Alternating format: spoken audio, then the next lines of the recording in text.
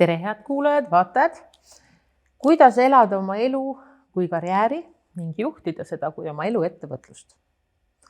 Kindlasti on selleks vaja häid partnereid ja täna on minuga koos stuudios Piret ja Kristel ja teie tulete ettevõtlikust koolist. Mis viis teid ettevõtliku koolini? Eluviis. Eluviis. Jaa, et mina olen ise olnud pikalt haridusega seotud ja see tundus nagu täiesti loogiline jätk. Mis mind viis ettevõtliku koolini? Kordaks Piretit, eluviis, aga me räägime karjäärist, siis me ise ju kujundame karjääri ja teadlike valikute etappideni koolis töötades lõpuks ma jõudsingi ettevõtliku koolini. Et ma võin enda uhkuseks öelda, et ma olen näinud siis seda ettevõtlikku kooli siis nagu kooli vaatest ja siis ma olen näinud ettevõtliku kooli maakondliku koordinaatori vaates ja nüüd ma siis olen ettevõtliku kooli üle-eestiline koordinaator, et mul on kogemus nagu erinevatest aspektidest.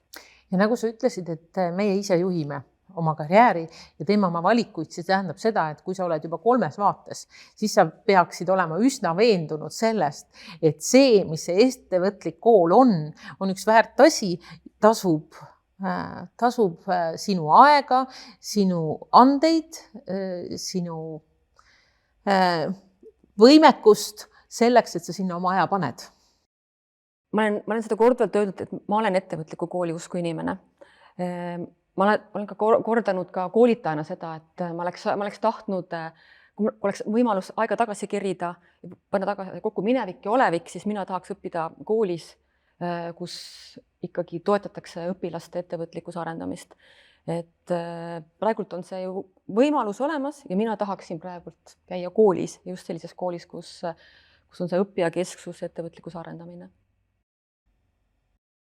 Sina ütlesid, et sa oled ka kogu aeg ja pikalt olnud hariduses. Kui veendunud või millal sa tundsid, et see on see asi, mida ka sina pead ajama? Sest see on seda väärt. Tegelikult mul juba kandideerides tekkis see tunne, et ma olen ise kutseharidusest ja ma nägin, kui palju seal on kasutamata võimalusi, et selle teemaga tegeleda. Ja täna lapsevanemana ma näen ka seda poolt, kui vajalik see tegelikult on ja kui seda kool ei paku, kui palju sa pead ise pingutama, et lapsele seda pakkuda ja teda viima siis ühe ettevõtja juures teise ettevõtja juurde, sest see karjäärinõustamine, mida lõpuks pakutakse, see on ju väike sutsakas, aga kui sa oled pidevalt seotud elulise õppega, igapäevaeluga, näed erinevaid valdkondi, on seda otsust ju oluliselt kergem teha. Täna, kes sa siis otsustasid seda podcasti nüüd kuulata, siis teadmiseks me räägime täna ettevõtliku kooli programmist. Ja oled sa siis lapsevanem, oled sa kooliinimene, siis igal juhul ma loodan, et seda kuulates tekivad sul mõtted, kuidas see konkreetne programm saaks mõjutada minu last, minu õpilasi, minu kogukonda, et teha elu paremaks, ikka ainult paremaks. Nii, rääkige mulle, mis on siis see ettevõtliku kooli imepärane programm, mille usku teie mõlemad olete ja kuhu me tahame kutsuda ka teisi liituma? Et ei ole ainult meie õnneks, et meil on tänaseks juba 200 liiget ja nemad on kõik sama usku. Aga et see programm on suunatud siis üldhariduskoolidele ja lasteaedadele täna. Ja programm on vabatahtlik ja nagu me siin juba ütlesime, et ta on seotud igapäevaeluga, et toetada sellist elulist, praktilist õpet, et õppetöö ei oleks ainult õpik ja töövihik, et tõesti hiljem oleks lihtsam neid valikuid õppijatel teha. Meil on siis selline terviklahendus, mis koosneb programmi koolitustest. Meil on 2 tööriista. Üks neist on siis õpetaja tunni andmise metoodika ettevõtlikkuse toetamisel. Me nimetame teda tulemiks. ja teine on siis juhtimistööriist standard ehk siis, mis koondab endasse kogu selle raamistiku, et õppeasutuses ettevõtliku õppija kujunemist toetada. Ja võib-olla siis võtmetähtsusega ongi veel ka lõimingud erinevate ainete vahel, et selliseid elulisi ja vahvaid projekte ellu viia ja kindlasti ka õppijale suurema rolli andmine, suurema vastutuse. Piret ütles, ma arvan, enamuse juba ära, aga see ettevõtliku, mida veel pakub, et üks on selline ka sellised ühised tegemised, et me koordineerime ka oma igas maakonnas olevaid koordinaatoreid, et meil on õnn omada igas maakonnas haridusprogrammi koordinaatorit. Me neid toome kokku, jagame nendele teadmisi ja selliseid praktikaid. Me pakume veel ka e-vahetunde, selliseid kogemuste jagamisi, et need on need, mis rikastavad, et need on need ekstra asjad. Ja ma midagi muud ei lisanud, et Piret ütles enamuse ära. Edulood, et selle unustasime, et iga aasta me korjame siis neid ettevõtliku kooli edulugusid ja tunnustame neid hariduskonverentsil ja täna meil on ka võrgustikus selline vahva ettevõtmine nagu õpetajate rahatarkuse mentorklubi ja see on siis 3. aasta, huviliste arv on väga suur ja sellel aastal on ka lasteaiad juba pundis. Ja muidugi üks eripära see, et edulugude konkursil võivad kandideerida ka mitte ettevõtliku kooli võrgustiku liikmed, aga eks selle mõte ongi natuke selline nagu turundus, et sa saad võib-olla edulugude konkursi kaudu maigu suhu, et mis on see ettevõtlik kool ja mis on selle programmi sisu, et siis tekib huvi ja siis on sul võimalus. Ma saan aru, et teie eelis ongi võib-olla need tööriistad ja võrgustik, et selles mõttes, et ettevõtlikke õpetajaid ja ettevõtlikke tunde, ettevõtlikke koole ja koolijuhte kindlasti on ka nende seas, nende 300 seas, kes teiega ei ole liitunud, aga just see, kas te tunnete, et sinna võrgustiku kuulumine annab mingi teatud stabiilsuse, annab sellise teadliku, tahtliku, süsteemse lähenemise õppijakesksele õppimisele? Jaa, igal juhul võrgustiku kuulumine annab lisaväärtust, et neil tekivad omavahelised suhted, koostööprojektid, üksteiselt õppimine, aga et võib-olla see, millest sa alustasid, et tehakse kindlasti väga paljudes koolides ja lasteaedades üksikuid projekte, aga et võib-olla selle ettevõtliku kooli see miski ongi see, et ta on süsteemne, et sa ka mõõdad, vaatad, kus sa oled, kuhu sa edasi liigud, et ei ole ainult üksikud tegemised. Et kui nüüd selle lapse seisukohalt võtta, võib-olla see küsimus ei pädegi, aga mida teie arvate, et mis annab ühele inimlapsele see ettevõtlikkus? Eks me oleme ju väga tavaliselt kuulnud seda, mis see ettevõtlikkus on, et see on üks hoiak on, et hoiakuid me saame kõikides inimeses kujundada. Aga mina võin seda öelda nii õpetaja seisukohalt kui koordinaatori seisukohalt kui ka lapsevanema seisukohalt on see, et see annab lapsele rohkem valikuvõimalusi.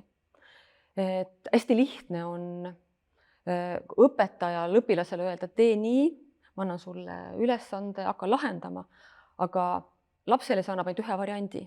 Aga see ettevõtlikkuse arendamine, see, et ta annab sellele õpilasele neid erinevaid võimalusi, et seda ühele situatsioonile on võimalus leida erinevaid lahendusi. Või see ka, et mul on algus, mul on lõpp ja sinna algusest lõpuni jõudmiseni on alati erinevaid võimalusi, kuidas jõuda. Või see ka, et mul vahepeal komistan ja kukun, see on täitsa okei, ma tõusen püsti, ma lähen edasi.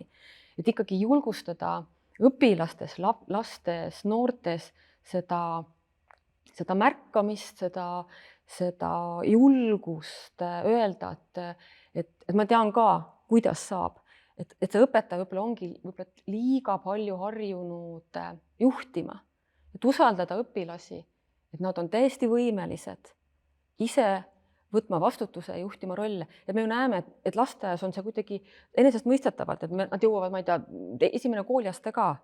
Me ei jõua neid pidurdada, siis midagi äkki juhtub eakohasest, see ongi eakohane käitumine, siis kaob ära see julgus, see ettevõtlikkus, see loovus.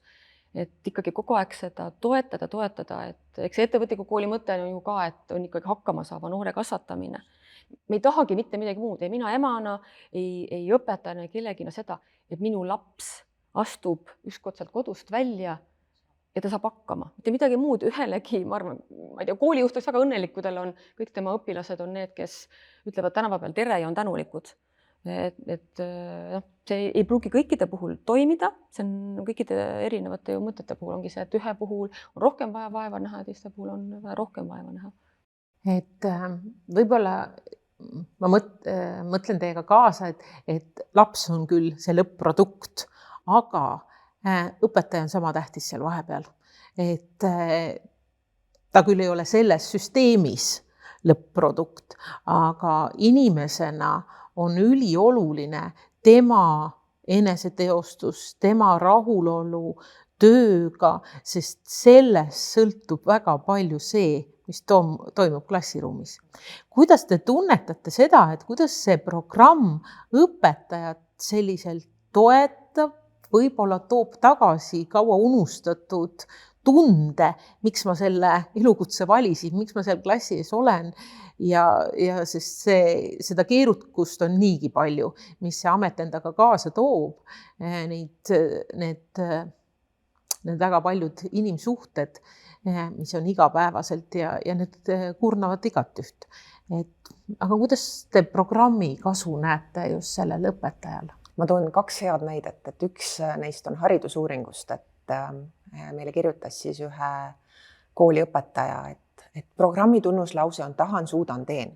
Aga teate, see ei arenda seda hoiakut ainult õppijates, vaid õpetajates ka, et ühistegemistel on selline mõju. Et seega siis ka see programm mõjub positiivselt õpetajatele ka. Ja teine tore näide on see, et üks meie lasteaiajuht ütles, et lugesin seda standardit ja mõtlesin, püha jumal, nüüd tuleb ka vabal ajal veel midagi koos tegema hakata. Ta on selline ehtne eestlane, natukene selline tõrges või iseendasse tõmbunud, no natukene. Ja siis ta ütleb, et jumal tänatud, et ma selle ette võtsin, et see koos tegemine tegelikult nii palju andis meie organisatsioonile ja õhkkonnale. Nii et ma tegelikult arvan, et see on hea ka õpetajale.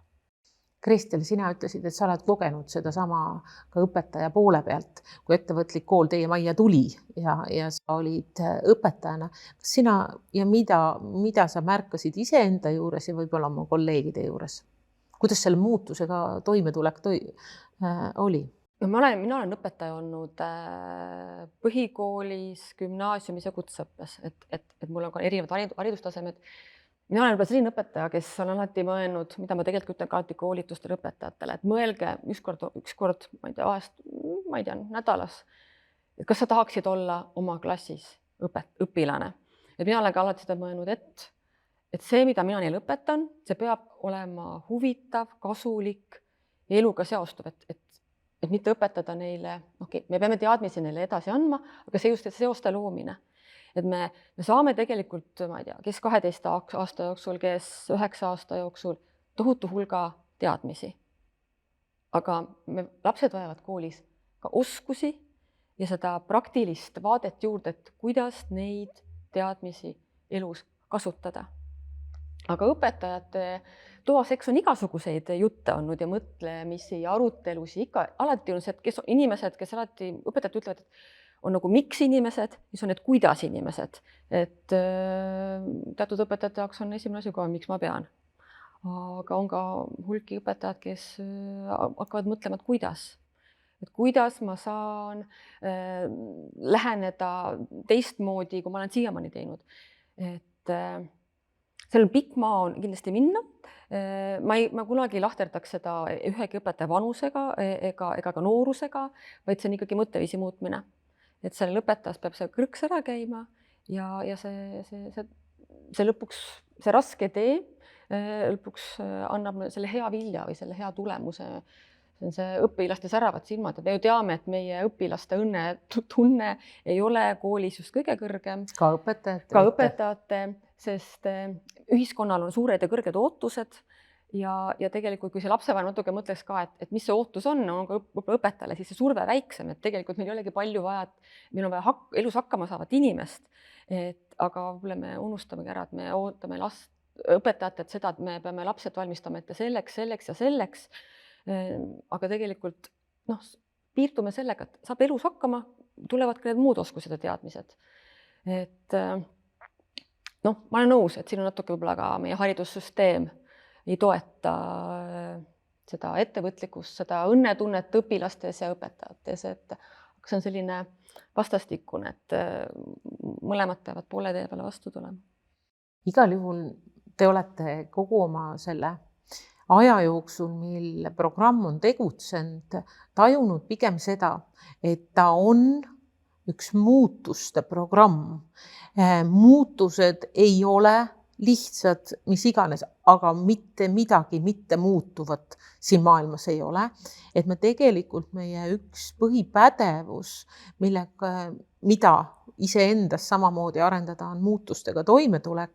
Ja see muutus, mida siis programm pakub, ma saan aru, et kui ma tulen toime nende muutustega, siis ta pakub tegelikult mitmekesisemat minu klassiruumi, ta pakub mulle mitmekesisemaid töömeetodeid, ta pakub mulle mitmekesisemat viisi oma igapäevasteks toimetusteks. Koostööpartnerite ringiga.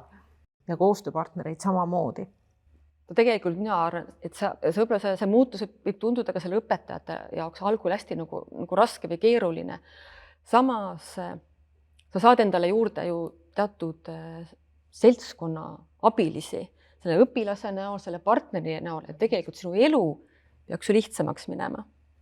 Et sul tekib osapooli juurde. Ettevõtlik õpetaja peaks olema klassiruumis väliselt ju üsna passiivne. Et ta sisemiselt on aktiivne, aga tegelikult ju peaks ta olema väliselt üsna passiivne, et meil mõned õpetajad on öelnud, et ettevõtlik õpetaja saab tunnis ise puhata. Ta on suure töö sest sa oled teinud väga suure eeltöö.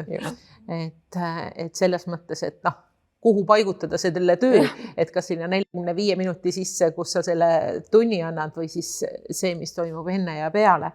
Aga võib-olla käime veel ükskord nagu üle selle, et mida programm koolile pakub. Kui täna kuulavad neid koolid, et kes ei ole sellega liitunud, nad saavad aru, et ettevõtlikkus on tähtis, nad on püüdnud seda võimalusel teostada ja kindlasti on koolides sädeinimesed, kes mõtlevad projekte ja on väga aktiivsed elu kaasama oma tundidesse, kuid mõelda programmi peale, et me oleme koos, me oleme väike riik ja meil on väike haridussüsteem, et siis mida on see, mida programm koolile pakub? Piret alguses ka mainis ära, et meil on terviklahendus. Mina alati ka koolitana rõhutan, et ei ole olemas ettevõtlikke ja mitteettevõtlikke koole. Et on olemas igas õppeasutuses, on olemas kindlasti ettevõtlikkuse alge. Aga ettevõtliku kooli terviklahendus pakubki meile siis sissejuhatuseks, me pakume liituvatele õppeasutustele, me räägime nii koolidest kui lasteaedadest, me pakume neile siis koolitusmoodulit, meil on 3 moodulit, on siis selline baas, kus me tutvustame teemat, oma programmi, juhatame siis koolituse sisse, siis on rakenduskoolitus, kus on siis tulem, see meie tööriist. Kui pikad need koolitused on? Baaskoolitus on meil 3 akadeemilist tundi, rakenduskoolitus on meil 6 akadeemilist tundi ja see on siis mõeldud õpetajatele, kuna seal on siis keskendutud tulemile ehk siis õpetaja tööriistale. Ja koolitusmooduli me lõpetame siis standardiga, see on siis juhtimistööriista koolitus, see on ka 6 akadeemilist tundi. Ja seal on siis võib-olla kogu kooli meeskond, aga ikkagi me rohkem oleme keskendunud siis sellele meeskonnale, kes hakkab siis koolis seda enesehindamist läbi viima meie standardi alusel. Siis on meil 2 tööriista, mida me oleme siin juba paar korda maininud. Meil on tulem, see õpetaja tööriist, kes täpselt tahab sellest tutvuda, meie ettevõtliku kooli kodulehel on põhjalik info olemas.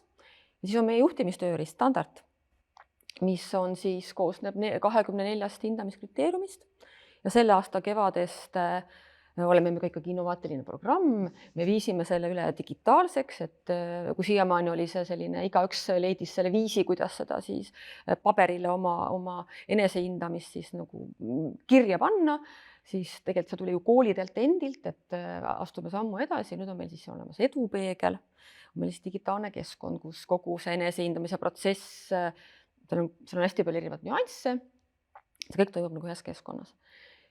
ja siis on meie tasemed, et meil on siis ettevõtlik koolil on siis 3 taset, on 1 baastase ja 2 kõrgemat taset.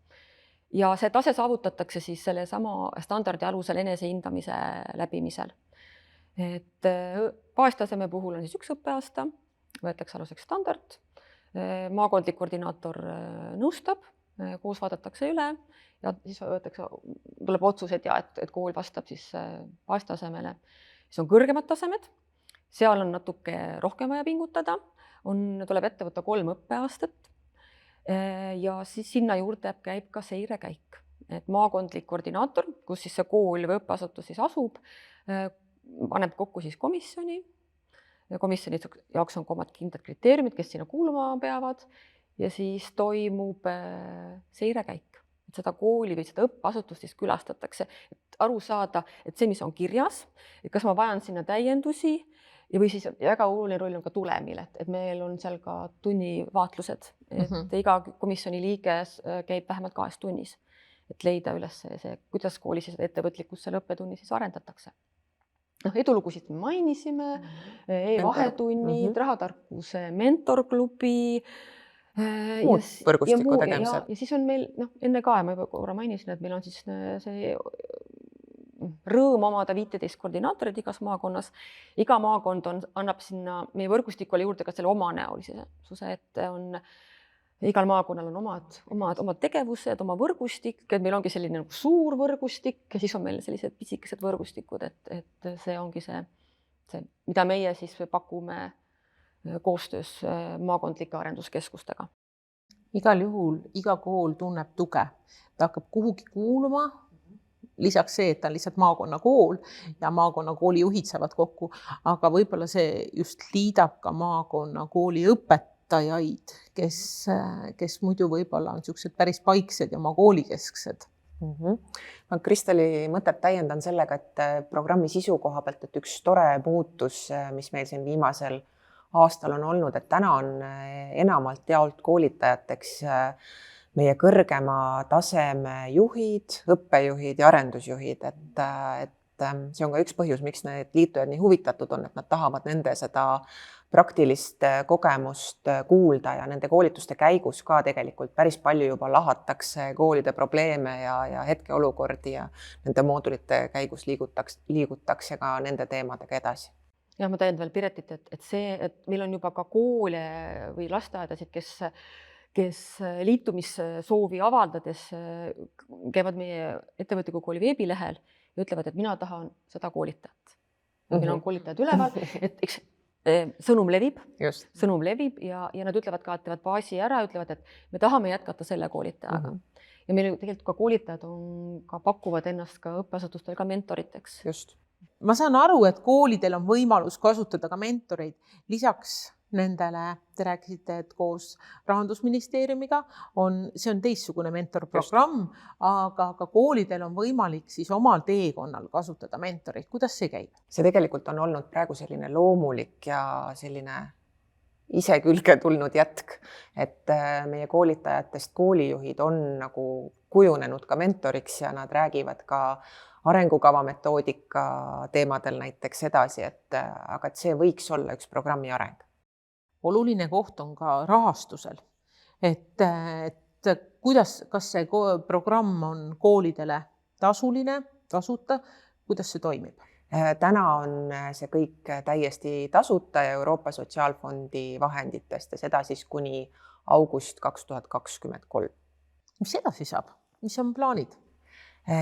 Praegu me teeme selle nimel tööd ja paneme kokku siis uut programmi, aga täpsemad tulemused ehk aasta lõpus, aasta alguses. Aga sinnamaani te ootate liitujaid, kas liituda saab ainult kevadel, sügisel või ei ole sellel tähtsust? Liituda saab tegelikult kogu aeg, et meil on kodulehel ka koht, kust võib märku anda, et ei ole tähtsust. Nii kuidas õppeasutus ise valmis on, nii nad liituvad. Täna on meil niisugune väike piirang, et meie koolituskalender on täiesti täis, aga see ei ole meid veel peatanud, see meid veel ei ole. Et iga nädal tuleb ikkagi meiliboksi tuleb kiri, et tere, soovime liituda ja siis siis me lihtsalt mõnikord natukene pidurdame, ütleme, et vabandage, et sellesse aastasse te ei mahu, aga paneme teid ootelisti, et meil ootelistis on tõesti ikkagi õppeasutusi ja väga erinevad, meil ka huvikoolid on huvi tundnud, et. Nii et kui võttes siis seda programmi praegu kokku, meid on kuulatud, teid on nähtud, teil on oma kodulehekülg, mida saab käia ja uudistada ja vaadata ja ma loodan, et keegi ei heitu sellest, et kohe koolituskalendrisse nad ei paigutu, sellepärast et sellel hetkel, mil me seda podcasti võib-olla salvestame ja sel hetkel, kui nad seda kuulavad, on võib-olla hulk vett merre voolanud, et alati tasub küsida, uurida, et kuidas on seis antud ajahetkel, aga mida te julgustuseks ütlete praegu koolidele või lasteaedadele, kes meid täna kuulavad, kes ei ole veel otsust teinud, ei ole veel oma nagu kollektiiviga seisukohale jõudnud, mingi selline mõte neile kaasa täna? No mina ütlen, et hästi oluline on see ettevõtlikkuse meeskond, et see ei oleks siis õppeasutusest ühe inimese projekt, eks ju, et tuleb natukene nagu ringi vaadata, et kes oleks see meeskond ja mõelda, et kes mida tegema hakkaks. Siis tooks välja veel selle, et juhi roll on hästi tähtis, et ilma juhi toetuseta on keeruline sellist programmi õppeasutuses ellu viia. Enne ma korraga mainisin, et ei ole olemas ettevõtlikke ja mitteettevõtlikke koole ega lasteaedasid. Lihtsalt ettevõtliku kooli haridusprogramm annab sellise süsteemse võimaluse liikuda sellest mõttest edasi, et seda ettevõtlikkust oma õpilastes, oma õpetajatest, ka lapsevanemates arendada. Et üks võimalused on ju, et need on võimalused, et neid kasutada, need ei ole kohustused ja kindlasti soovitan, kindlasti te teate kedagi, kes teab veel kedagi ja minge käige ja vaadake, sest see kõige parem kogemus on see, et sa lähed sellesama lasteaia või kooli juurde, kes on seda programmi juba rakendamas ja saad selle vahetu kogemuse. See reeglina kõnetab alati kõige paremini. See on väga hea mõte siia lõppu. Leidke oma maakonnast, oma piirkonnast koole, lasteaedasid, kes on programmiga ühinenud, minge külla, küsige otse ja saage teada, kas see on midagi, mis teil on puudu. Aitäh, Piret, aitäh, Kristel, aitäh, kes te meid kuulasite, vaatasite ja järgmiste tegudeni. Aitäh! Ettevõtlikult!